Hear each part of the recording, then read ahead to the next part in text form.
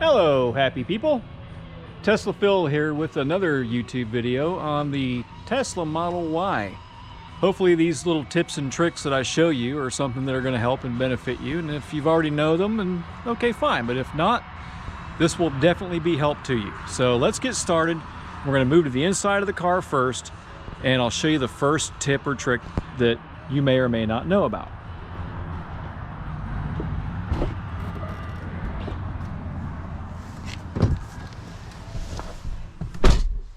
Okay, here we are inside the Tesla Model Y. Tip or trick number one is just something really simple. It's the visor. I know it seems really simple, but guess what? In my day, we had a plastic clip over here, and it was really difficult sometimes to get the visor clipped and unclipped, and sometimes if you didn't have it in the right place, it wouldn't lock in. Tesla has provided a magnet. Just simply pull it out, and it's disconnected. When you're done, push it back in, the magnet grabs, and it closes up. The other thing that a lot of people don't realize with most modern visors is if you move the visor over, it doesn't cover the window. So what if the sun is shining in over here? Not a problem. Grab the visor and pull it. It extends. So that's tip number one. All right, so let's move on to the next one. If you look down here, we have what is referred to as the emergency door release. You're not supposed to use this unless it's an emergency. Otherwise, you just push the button and you open the door. Now, we're gonna come back to that in a minute, but before we do, I've seen a lot of people and heard a lot of people talk about the seat belt and the way the seat belt shoulder harness comes across their shoulder. There's two reasons for that. Actually, there's three. It might be due to your body, your physiology, and it may be just due to improper seat adjustment. And the third one would be improper seat belt adjustment. You can adjust the seat belts on a Tesla Model Y, just like on most other cars. You simply reach up here, push the button in, and you can raise and lower the seat belt depending upon whatever setting you want. Okay, let's go back to the emergency door release, and we're going to go to the rear passenger doors. The rear passenger door, if you notice, does not have an emergency door release. What it does have, and I think this is a service related item, but you can reach in and pull out the rubber pad, and if you look down there, there's a square panel right here.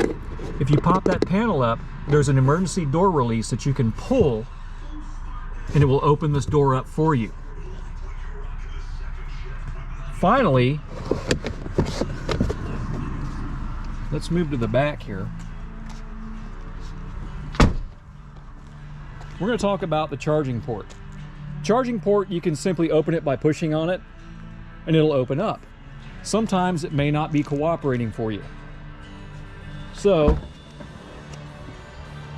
if you need to open your charger port in an emergency and you can't figure out how to do it, if you look underneath here, there's an access hole. And up inside that access hole, try to get the flashlight on it, up inside that access hole is a little tether. If you grab that tether and pull it right here, and you pull that down, that'll release your charger door. So if you ever have an issue with getting your charger door open, simply use that method, and that'll help you open the charger door. So I hope these tips and tricks have helped you. Some of them are pretty much common sense to a lot of people because we've been driving a lot of cars for a long time. Other people may be new to cars, they may be new drivers, they don't know that the visors extend, or that the seat belt height adjustment can be manipulated manually.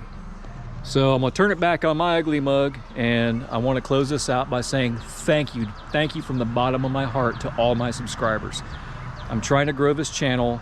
I know some of you have expressed frustration because I have not posted links to some of the things that I've done, and I will work on that. I'm still working on my video editing skills. The next thing I'm going to talk to you all about is going to be the plasti dip on the emblems. A lot of times, a lot of people have asked me about plasti dipping these emblems, and if you take a look, that is all plasti dip. That cost me virtually nothing to do. The same thing with the wheels and tires. Those wheels are done with plasti dip. There's no special paint, and if I ever don't like it, I can simply peel it off. It's that simple. Plasti dip is easily obtained at Lowe's or your local automotive mart or whatever. So give it a try. I mean, it's cheaper than buying a new emblem or replacing your emblems. And I'm going to close out the video right now because we got a lot of traffic coming by. But again, thank you to my subscribers for subscribing to my channel. Hopefully you like the video. If you like it, just hit that, smash that like button, and that helps that algorithm grow my channel more and more. So again, thank you so much, and y'all have a blessed day.